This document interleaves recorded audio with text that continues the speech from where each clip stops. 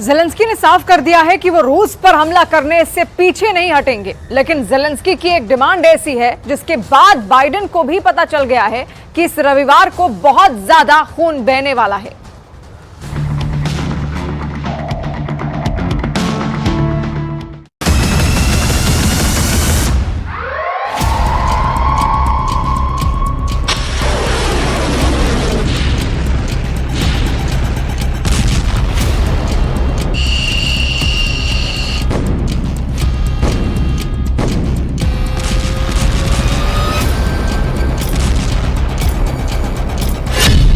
Zelensky के दावों का निकल गया कचूमर।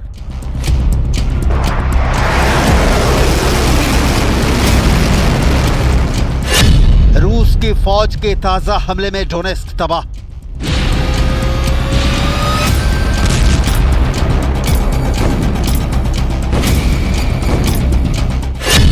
सरेंडर करने पर भी यूक्रेन के सैनिकों को नहीं मिल रही माफी।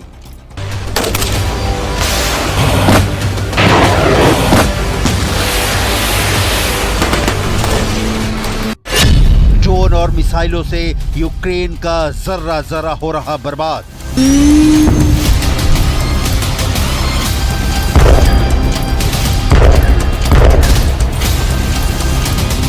कभी रूस के कुर्स्क में जान बचाने के लिए भागते लोग, कभी यूक्रेन के डोनेस्क में अपनी आंखों के सामने अपनों को मौत का निवाला बनते देखते लोग, कभी मिसाइलों की मार, कभी ड्रोन का घातक प्रहार, कभी टैंक से विनाश, कभी गाइडेड बमों का अटैक, कभी थर्माइट बमों से बेहाल।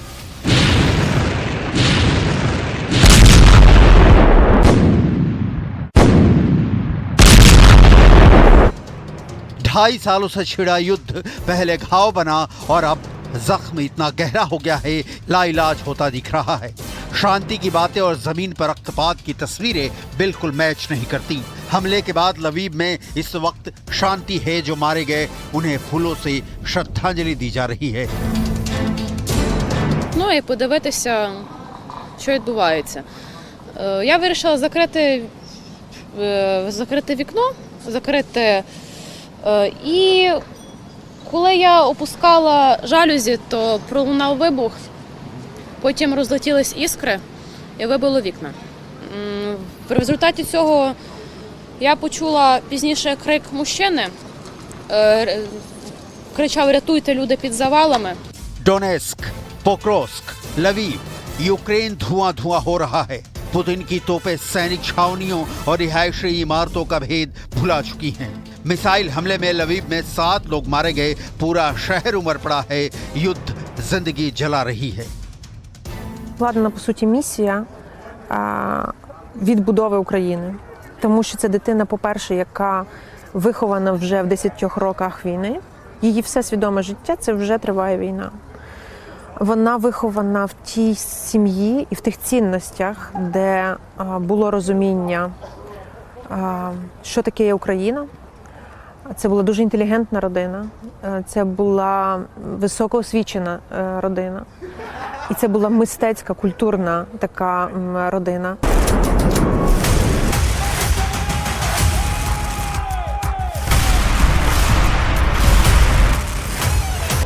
ये डोनेस्क की भयावह तस्वीरें हैं। हमलों की गिनती करते करते आप थक जाएंगे। यूक्रेन की फौज का दावा है कि रूस के साथ वो कम से कम 100 जगहों पर युद्ध लड़ रहा है, जबकि रूस का कहना है कि उसने डोनेस्क क्षेत्र में 6 नई जगहों पर कब्जा कर लिया है और ऐसा करने में वो इसलिए कामयाब रहा कि यूक्रेन की सेना को उसने कुल 17 जगहों पर परास्त किया। बैटलफील्ड से जो तस्वीरें आ रही हैं वो इसकी तस्दीक करती हैं। रूस पूर्वी यूक्रेन में लगातार आगे बढ़ रहा है। इस समय रणनीतिक रूप से महत्वपूर्ण पोक्रोस्क के नजदीक भीषण लड़ाई चल रही है। Same time as our advance in the Kursk region, the Russian army continues its offensive in Ukraine. The most capable units of the Russian army are involved in expanding the zone of occupation of our territory in the Donetsk region. This is a clear choice by Moscow. Putin wants more Ukraine to occupy than he wants security for Russia. He doesn't care about Russian land and people. He just wants to grab as much of our land and as many of our cities as possible.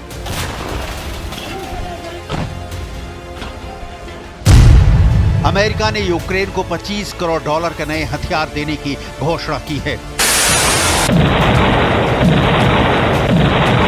इससे पहले Ukraine के राष्ट्रपति ने सहयोगी देशों से रूस की रेड लाइन की चेतावनी की अनदेखी करने की अपील करते हुए यूक्रेनी सेना को हमले के लिए लंबी दूरी तक मार करने वाले हथियार देने की मांग की थी। इन हथियारों से यूक्रेनी सेना रूस के अंदरूनी इलाकों में हमले करेगी। Pleased to announce that President Biden has authorized a new security assistance package for Ukraine worth $250 million.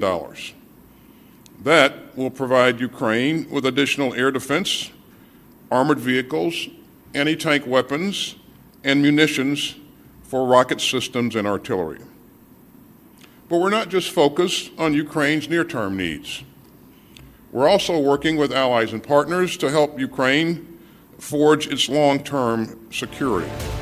America Ukraine को सिर्फ हथियार ही नहीं देता, रूस में क्या चल रहा है इस पर भी नजर रखता है।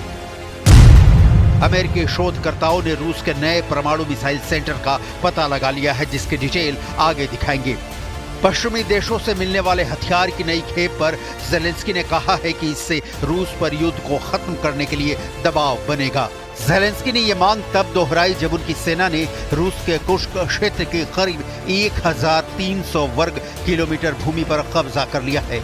असल में रूस के साथ 2.5 वर्ष से जारी युद्ध में अमेरिका सहित पश्चिमी देशों ने यूक्रेन को हथियार और आर्थिक सहयोग देकर मुकाबले में बनाए रखा है, लेकिन यूक्रेन को लंबी दूरी तक मार करने वाले हथियार नहीं दिए हैं और जो हथियार दिए उन्हें रूसी भूमि पर हमले के लिए इस्तेमाल नहीं करने की शर्त भी रखी।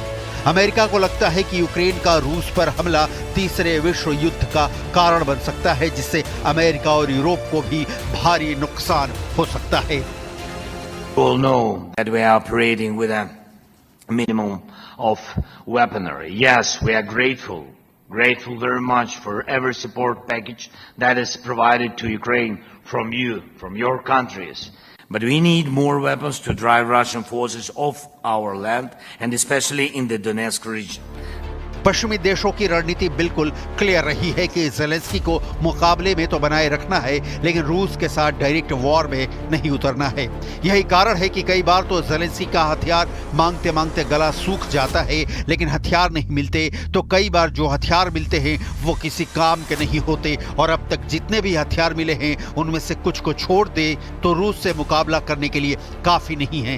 हालांकि यह फैक्ट है कि पश्चिमी देशों से मिलने वाले हथियारों के दम पर ही ज़ेलेंस्की युद्ध मैदान में अब तक टिके हुए हैं। अमेरिकी शोधकर्ताओं ने रूस की 9M370 ब्यूरवेस्टनिक मिसाइल की डिप्लॉयमेंट साइट का पता लगाया है। प्लेनेट लैब से सैटेलाइट तस्वीरों का इस्तेमाल करते हुए शोधकर्ताओं ने परमाणु हथियार स्टोरेज फैसिलिटी के पास कंस्ट्रक्शन साइट पहचान की है। इसे वोलोगदा 20 और चेपसारा के रूप में जाना जाता है, जो मॉस्को के उत्तर में 475 किलोमीटर की दूरी पर है। यह फैसिलिटी पहले रूस की भूमि आधारित मिसाइलों के परमाणु पेलोड के लिए स्टोरेज थी। अब इस साइट को ब्यूरवेस्टनिक मिसाइल का घर बनाया जा रहा है। दावा किया जा रहा है कि यहां पर मिसाइल की लॉन्च साइट बनाई गई है। रूस की इस मिसाइल को तैनात करने की रिपोर्ट अमेरिका और पश्चिम की टेंशन को बढ़ा रही है।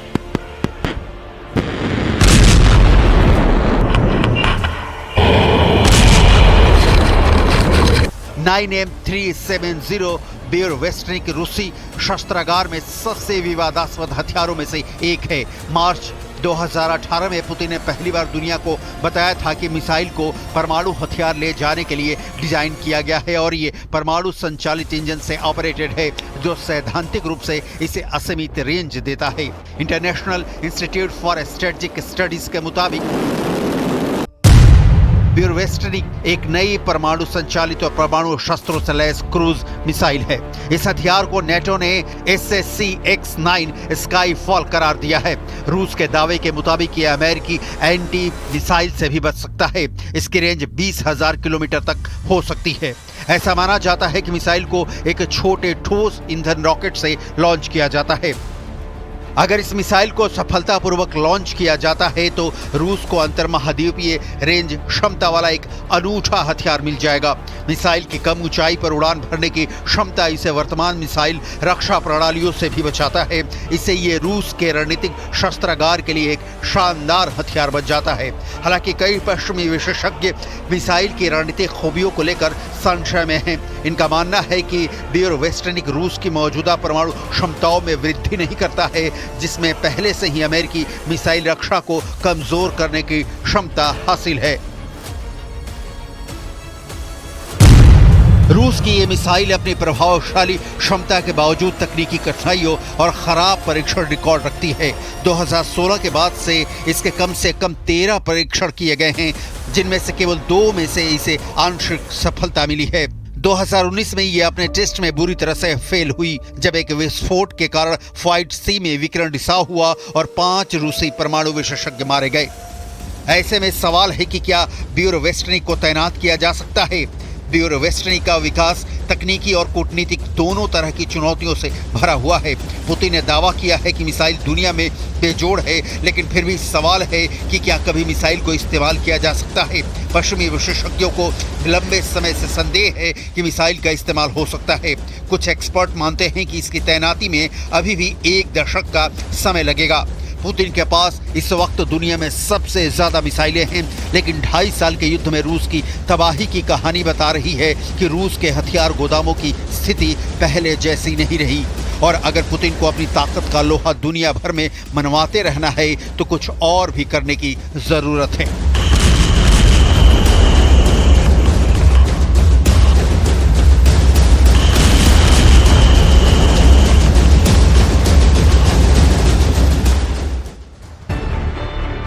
न्यूज़ 18 इंडिया चौपाल, एक ऐसा मंच जहां जब जब बात निकलेगी तो सिर्फ दूर तक नहीं बल्कि दुनिया के कोने कोने में जाएगी, क्योंकि इस बार बात होगी भारत के वैश्विक महाशक्ति बनने के लक्ष्य पर।